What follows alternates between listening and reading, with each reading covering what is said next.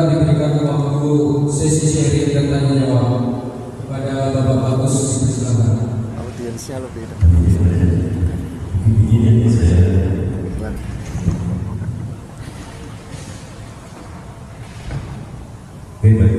selamat pagi, salam sejahtera dan sukses. Assalamualaikum warahmatullahi wabarakatuh. Bapak Sampurasun Bapak dan abdi ukuran dan berani untuk kehidupan. Sebenarnya kalau kita lihat dari jurusan yang ada di SSPN 8 itu ini tinggal diterapkan. Jadi mungkin karena belum kenal meteorologi itu apa sih? Tadi di depan Pak Adi sudah bedanya meteorologi itu apa Pak? Aku gini ya, kalau Don Presiden itu saya izin ya. Kalau saya tanya jawab itu kalau lengkap namanya ada yang tahu meteorologi? Ada yang tahu bedanya meteorologi dengan meteorologi? Kalau kalian itu musim hujan, cuaca itu kaitannya dengan meteorologi atau meteorologi? Nah, ada klimatologi, ada meteorologi, ada meteorologi. Nah, mungkin gini nih, supaya kalian pengen cepat-cepat ya, hubungannya apa ini dengan SMKN 8 itu? Kami menyampaikan beberapa hasil penelitian.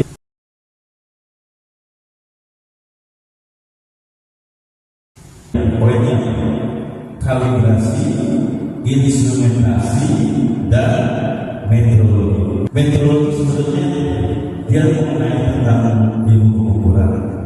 Kami menyampaikan beberapa hasil penelitian. Meteorologi itu gini, yang menunjukkan gini. Terkadang kalau kita nggak melihat dari aspek kehidupan kita sehari-hari, kalian punya motor di sini. Kalau isi bensin Anda percaya itu isi 2 liter. Pak saya mau isi bensin berapa nih? 2 liter. Yakin? Itu tahu arahnya di bawah. Kalian pernah ngecek ya? Yang aku gini lah. Kalian buka proses dulu. Banyak keluhan kemarin. Di SPBU ini kalau saya beli 20.000, rasa sempat habis. Jadi SPBU kita itu kita perlu ada satu ini, karena kita di bawah kementerian itu kan termasuk PNS pegawai, jadi kita punya kewajiban mengawasi. Nah tujuan besar kita adalah melindungi konsumen. Kita melindungi konsumen. Kita uji volume tangki ukur mobil untuk pengisian BBM. Jadi sebelum tangki yang diorder dari usaha misalnya dari Pertamina dan tubuh itu disita sama tangki ukur, jadi tangki ukur mobil.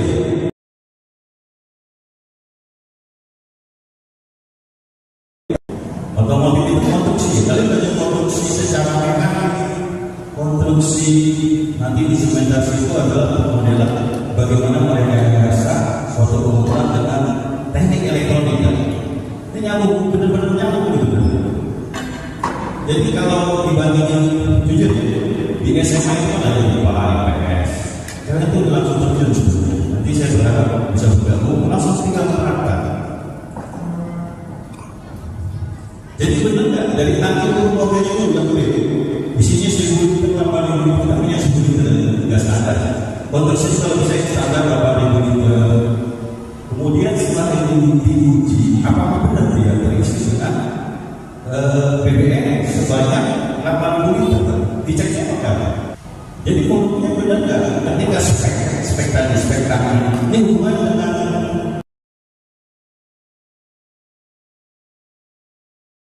apa meteorologi, yaitu pengukuran. Nanti kita betul proses. Nah sekarang untuk mengukur volume pakai apa? Itu baru dari tangkinya kita harus yakin nih. Jadi signifikan SPBU juga nggak jelas itu yang nanti akan keluar 8.000 liter. Ternyata kurang 7.500 lebih kan? Itu hubungannya transaksi. Makanya ada meteorologi legal nanti. metode legal itu hubungannya sudah dilegalisasi oleh pemerintah merugikan konsumen, harus melindunginya itu lebih ke tujuannya perlindungan konsumen. Nah, ada lembaga yang bertugas mengawasi. Jadi ada boleh yang dijadwalkan. Pengawasan ini boleh dijadwalkan. Sebetulnya ini saya mau cek, Anda jangan merugikan konsumen di sekitar situ. Itu ada yang dijadwalkan, ada yang sisa mendadak. Dengan hubungan ini namanya berjalan standar. Volumenya mungkin beda.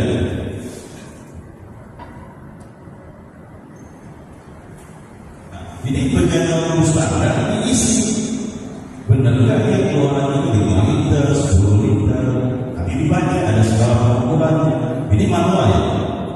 Manual. Nah, dari yang manual kita bisa fokus secara random dengan metode yang beroperasi nanti.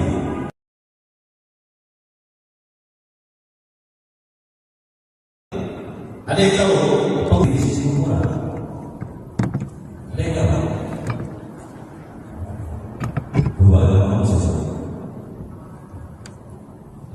Bagaimana prosesnya dari jurusan saya?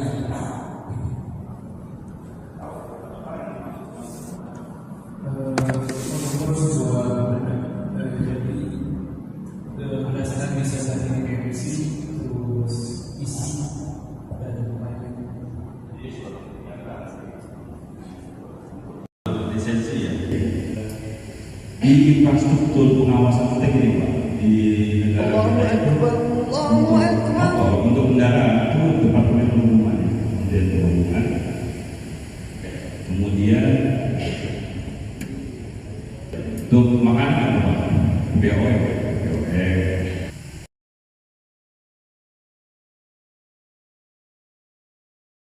Yo ho, all hands, hoist the colors high, heave ho, thieves and beggars, never shall we die.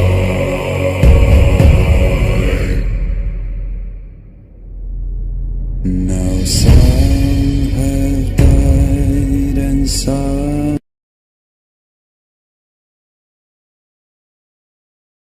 are alive and others say, yo ho, all hands, hoist the colors high, heave ho, thieves and beggars, never shall we die.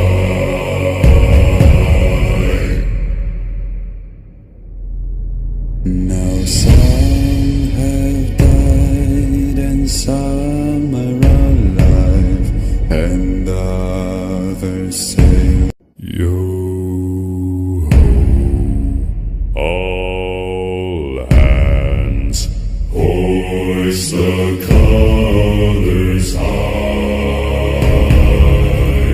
heave ho, thieves and beggars, never shall we die.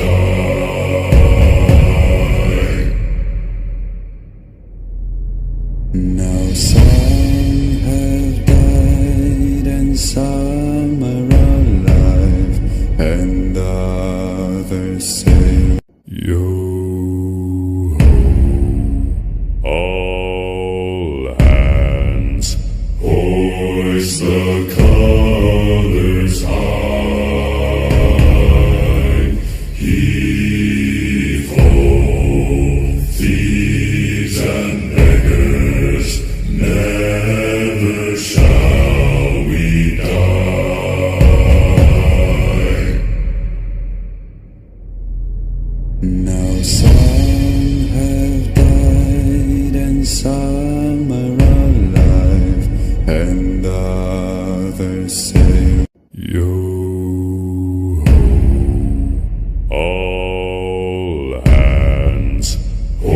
hoist the colors high. Heave ho, thieves and beggars, never shall we die.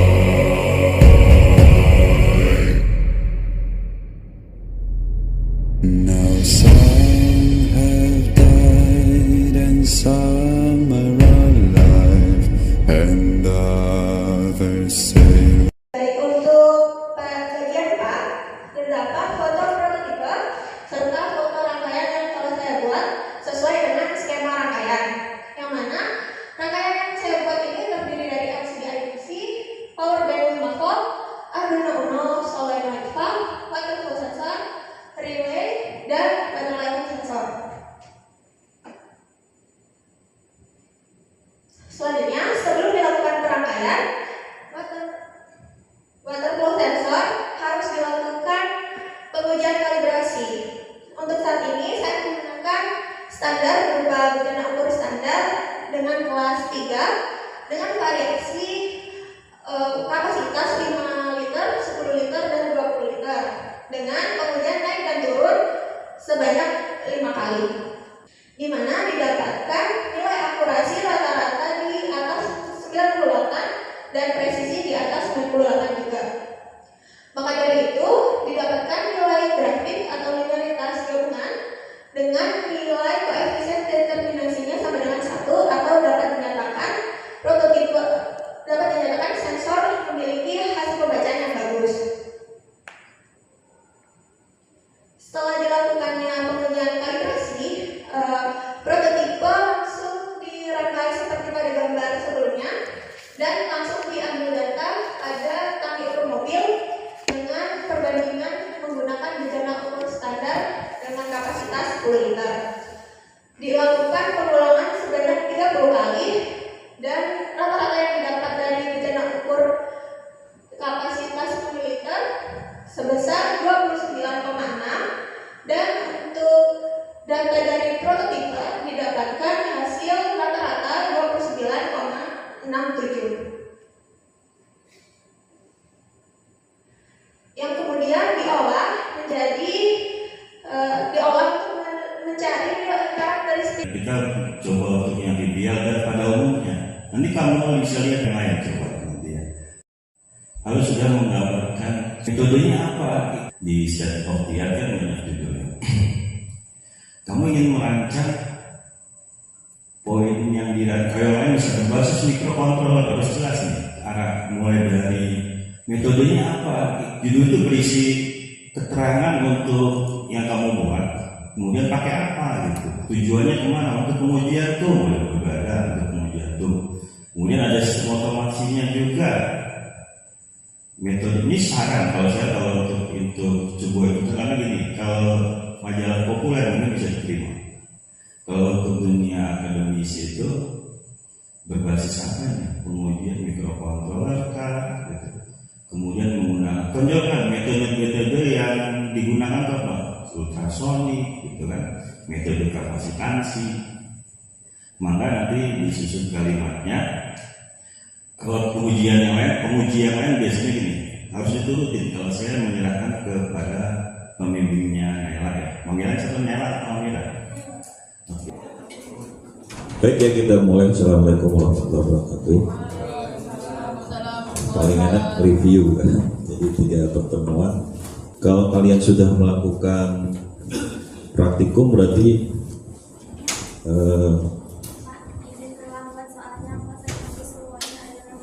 iya, itu kendala orang kos gitu ya. Jadi airnya mati, berarti nggak mandi dong. Gak apa-apa, kalian kalau jujur orang gak ada air mandi pakai apa? Mandi di tetangga. Kau pakai galon, luar biasa.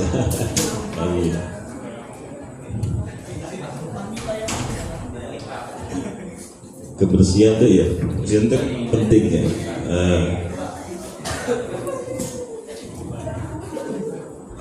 Kalian gimana hidup di daerah yang kekurangan air ya? Jadi namanya kita hidup di serba kekurangan itu dibutuhkan tadi selain toleransi kan, harus ada toleransi. Kadang-kadang kita nggak tahu kehidupan orang. Ada yang pagi-pagi udah kerja dulu kan, atau harus masuk kuliah jam 8, jam 9 gitu kan, selesai bantu-bantu, kemudian dia harus pergi ketemu orang gitu. Nah, kadang-kadang kita dibutuhkan toleransi kan. Tadi kembali tadi ya, kalau sudah melakukan praktikum, apalagi di bidang meteorologi, berarti pengertian pengukuran sampai kepada membandingkan ya. Kalian sudah praktikum mikrometer, jangka sorong, tutsit, kemudian nanti komparator Marbecker ya. Kalau saya lebih mudahnya panjang itu saya bagi dua. Bikin konsep tuh enak. Jadi yang di bawah 5 meter sama yang di atas 5 meter gitu. Konstruksinya tuh di bawah 5 meter nggak beda jauh. Semua konstruksinya kalau di bawah 5 meter itu mudah untuk disejajarkan. Kalau kita bayangkan ke pengukuran langsung dulu, mudah untuk diatur supaya per skala, perubahan per skala antar masing-masing yang dibandingkan itu agak lebih mudah. Tinggal kalau ada beberapa alat butuh penjepit, butuh titik nol yang ditentukan, butuh sampah kalau di meter kayunya kan, supaya nolnya itu standar. Seandainya nggak ada sampahnya kan, depannya meter ukur, pasti akan berbeda-beda tuh pengukurannya. Nah itu tadi pentingnya konstruksi ya. Dari salah satu contoh itu, semakin pendek, semakin panjang, semakin agak rumit tuh. Apalagi 20 meter gitu. Konstruksinya agak beda. Ketika dia 20 meter, konsep penguaian juga kalau misalkan 20 meter, pasti dia akan dipotong-potong. Komparator 20 meter itu gitu. 5 meter, ada lagi 5 meter, ada lagi 5 meter. Nah, jadi pengukuran yang tadi kita hanya pengukuran dengan sebuah alat, sekarang pengukuran dibandingkan dengan alat yang lebih standar, sehingga kita bisa mengetahui tingkat akurasi dari masing-masing alat yang dibandingkan. Jadi pengertian untuk mendapatkan informasi dengan cara membandingkan yang diukur ya, satuan yang diukur, malah sekarang sudah membandingkan dengan alat ukur dengan alat ukur itu. Jadi konsep dua hal itu terkait sebab musabab. Kalau kita ada dua referensi, kenapa dia referensinya seperti ini? Dibutuhkan ketertelusuran ketika dibandingkan. Kita coba review dari minggu pertama itu kan, semua teknik pengukuran ya, setelah UTS itu adalah masuk kepada alat ukur dan pemakaian. Maksudnya di sini bagaimana teknik pengukuran untuk dimensi, apalagi massa, kan? Dimensi panjang, massa, volume. Itu kita melihatnya adalah sudah dibuat konsep dua buah pengukuran langsung dan tidak langsung ya. Pengukuran langsung dan tidak langsung. Setelah kalian memahami konsep langsung dan tidak langsung, di pertemuan kedua pengukuran tak langsung, di pertemuan ketiga kita selain kita harus apa target, selain sudah memahami konsep tadi pengukuran langsung dan tak langsung, ke pengolahannya gitu kan. Sebuah pengukuran kalau kita cuma bisa pakai ketika dia diolah datanya, pakai konsep apa gitu kan. Di awal sudah diberikan beberapa konsep tentang ketidakpastian ya. Awal mula pengukuran itu konsepnya apa? Setiap pengukuran pasti punya kesalahan bawaannya gitu kan. Sehingga perlu ditentukan dua tipe kesalahan, yang sistematik dan random. Ada lagi gross error yang sifatnya itu di luar yang kesalahan manusia gitu ya, ada di luar yang sistem dan random, sistematik dan random. Dibuatlah konsep itu pengukuran itu ada kesalahan, sehingga kesalahannya kita perlu konsep. Ternyata ada dua kesalahan yang penting kita pahami, sistematik dan random. Sistematik itu juga ada yang pasti, ada juga yang tidak pasti. Pengukuran secara sistem itu ada yang pasti ya, berupa konsepnya adalah koreksi dan error, gitu kan. Di sini sistematik, sebuah alat tuh secara sistemik aja enak. Alat itu kan kemampuannya semakin umurnya bertambah berkurang, logika alam aja. Kalau di kita namanya sunatullahnya gitu, sehingga itu sistematik ya. Nggak ada yang semakin umurnya tua makin alatnya makin bagus, paling sama. Biar dirawat antara alat A dengan B, dua-duanya dirawat dengan secara teratur gitu kan. Lebih bagus ya nggak mungkin, pasti dia mempertahankan kemampuannya paling sama. Apalagi kalau di hubungan kalibrasi, verifikasi. Verifikasi nggak bisa dengan kalibrasi kalau secara bahasa sama. Ini juga kalau alat itu pasti akan berkurang. Kalaupun nggak berkurang sama, kemampuannya sama. Karena apa? Sama. Yang ada ya alat, dua alat yang berbeda. Misalkan mikrometer A dan mikrometer B, yang ini dipakai udah 20 tahun, sama baru kan, cuman dia kemampuannya. Atau gini, lama baru jarang dipakai, dua nggak pernah dipakai kan, dua-duanya lama gitu ya, ini ya berarti kemampuannya sama. Satu merek juga kan, nih ya, ini saya tuh bermain logika aja. Satu merek alat dengan satu merek itu kemampuannya bisa beda. Karena produksi tadi ya, produksi kemudian selama proses distribusi hasil produksi dia menjual. Ini pengalaman di teman-teman cutting ya, kelihatannya sepele. Ternyata bisa memakan waktu dia mundur 1 bulan, 2 bulan itu kerja TA-nya kan. Hasil dia menggunakan sensor ultrasonik dengan tadinya wah ini kemampuannya untuk merek ini kurang akurat gitu kan. Kita udah bikin jauh-jauh nih, kemampuan sensornya mungkin untuk jenis tipe ini kurang bagus gitu kan, beli satu lagi beli gitu kan, padahal itu udah ada speknya memang udah paling bagus. Ternyata gimana kita coba beli yang tipe yang sama gitu, kita uji malah bagus kan, ternyata alat yang ini udah rusak. Jadi satu merek sama, kita udah nyari yang beda tipe, beda merek kan, mana yang lebih baik sesuai dengan speknya kan.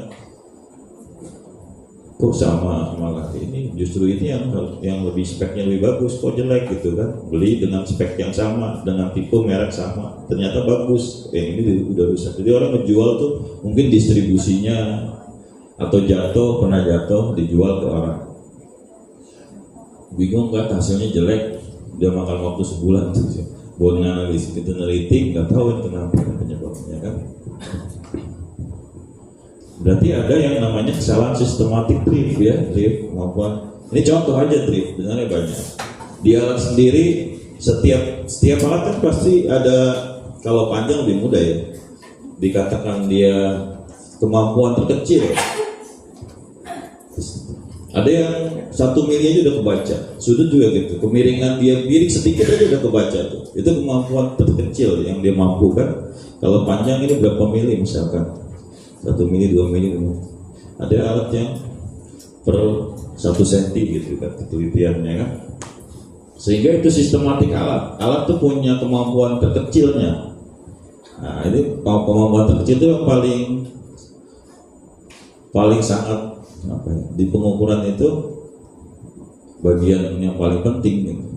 Jadi, kemampuan dia membaca, kalau panjang ya berapa mili misalkan.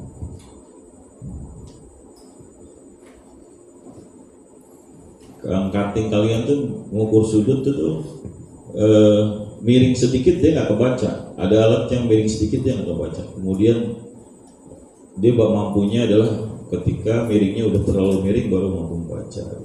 Berarti ada 2 tipe alat yang paling bagus ya yang miring sedikit sudah bisa terdeteksi kan.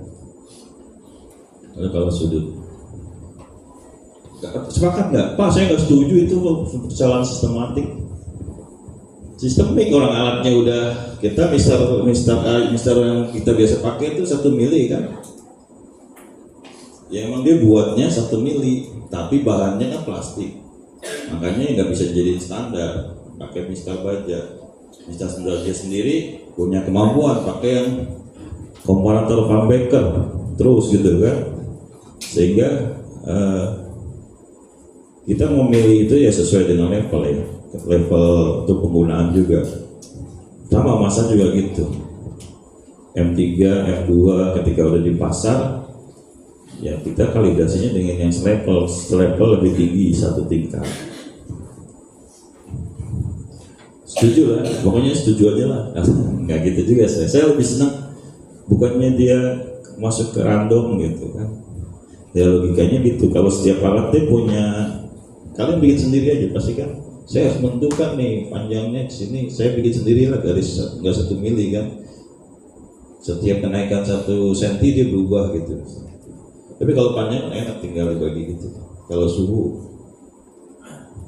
misalkan pakai termokopel kan, dia harus mempelajari bahan, jenis bahan, dia ada di sisi api itu maksudnya yang terserat di bahan tersebut nggak merata gitu kan. Derajat Celcius ketika dalam waktu sekian detik perubahannya udah beda-beda. Kalau susah kan, kalau panjang kan enak. Ngapain bikin yang 1 senti orang kita bisa bagi skala sampai 1 mili kan gitu kan. Tapi ada ketentuannya, ketebalannya, ada kesepakatan kan. Yang dikatakan 1 mili ketebalannya berapa misalkan. Berarti kalau kalian protes sepakat ya, sistemik itu resolusi, drift aja oke, secara definisi memang dia sistemik ya. Tapi jarang ada orang yang mau taruh sebagai sumber ketidakpastian karena akan menambah nilai kemampuan labnya kan. Sehingga waktu itu dari kan memutuskan untuk ada aturan yang menyatakan drift itu wajib sebagai sumber ketidakpastian. Jadi kalau kita mengkalibrasi itu sebenarnya sudah cukup pakai acuan, sudah selesai. Sudah ditentukan sumber-sumber ketidakpastiannya apa aja, tinggal baca. Yang dimaksud kemarin error tuh apa sih, error Z apa? Kemarin tuh ketidakpastian, coba mengukur apa kemarin? Kemarin apa TPT? Cukup baca di acuannya aja itu definisi error. Nah itu harus diikutin tuh. Sumber-sumber yang ada di acuan. Cuma yang nggak ada di acuan tadi perlu ada pantek namanya drift. Saya perlu ceritain ya, kok nambah sih budget ketidakpastiannya dari drift, padahal kan udah dikaji nih untuk pengukuran tekanan itu dengan Bourdon gitu kan, ada pressure inputnya itu ada zero error karena bahan dan lain sebagainya gitu kan. Pengertiannya nanti yang baca di acuan BS berapa kalau tekanan kan udah cukup ini aja sumbernya gitu. Tapi ketika udah jadi kesepakatan dengan logika tadi, alat itu berkurang, jadi kemampuan berkurang, perlu dihitung driftnya. Ya mau nggak mau semua alat itu supaya terjamin mutunya harus dihitung. Jadi yang harus kalian ketahui adalah ketika dia yang disebut pengukuran langsung dan langsung ya, perbedaannya di mana, contohnya apa, prinsip kerjanya itu keluar ya. Saya beranak enak. Setelah tahu membedakan pengukuran langsung dan tak langsung, kita harus juga bisa ngolah datanya kan. Ngolah datanya itu kemarin ada beberapa konsep ya kan. Yang pertama, tentukan bersama model matematis kan. Sama model matematis apa lagi?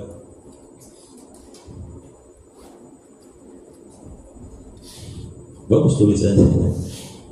Nah, untuk nomor 1 dulu, bersama model matematis itu, kalau di panjang, ini sebenarnya kita mencari, kan ini ada berapa parameter yang beda. L ini panjang ya, ini T suhu kan. Sebenarnya kita mencari respon panjang ketika ada perubahan suhu, respon massa ketika ada perubahan suhu, Kenapa? Karena kita ngikutin model matematis ini. Kan kita dalam rangka mencari ketidakpastian ya. Oh tadi belum selesai ternyata. Kan loncat kan.